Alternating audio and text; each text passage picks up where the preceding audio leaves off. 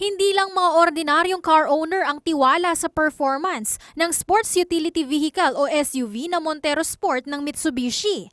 Maging ang ilang personahe, subok na raw ang naturang car brand. Si Dr. Ray B. Aquino, dating president ng Philippine Health Insurance Corporation o PhilHealth, nabili niya noong 2012 ang kanyang 2013 model ng Montero Sport. Madalas daw niyang gamitin ang naturang sasakyan sa kanyang propesyon, negosyo at maging sa pamamasyal kasama ang pamilya. Nasasabak daw niya ang kanyang Montero sa malalayong biyahe gaya ng Baguio o kaya naman ay malubhang traffic kagaya sa Metro Manila.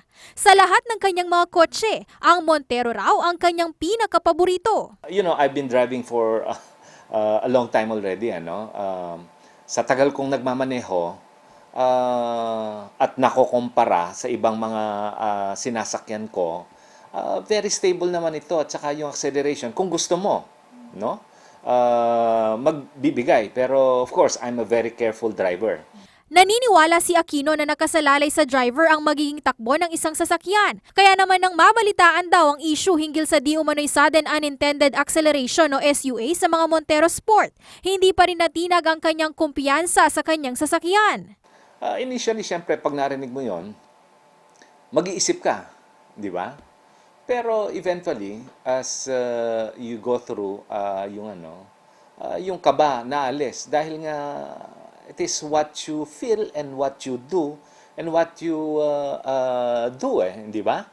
Hindi yung sinasabi ng ibang tao.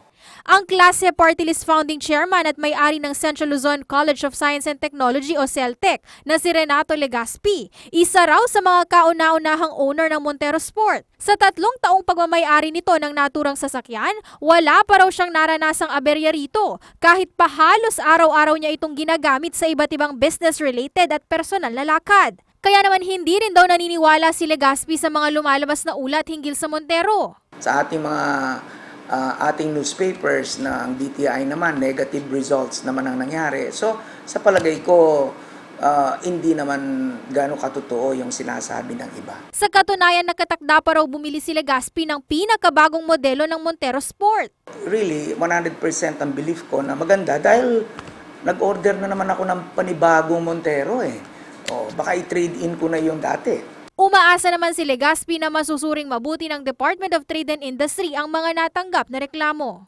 Unusual. It's not almost all. Kaya hindi natin masasabing parang selective yung complaints nila. So nakikita ko kailangan masuring mahusay ng DTI at ng third parties kung talagang may katotohanan yung mga complaints nila. Ako si Sara Maniago, nag-uulat para sa CLTV 36.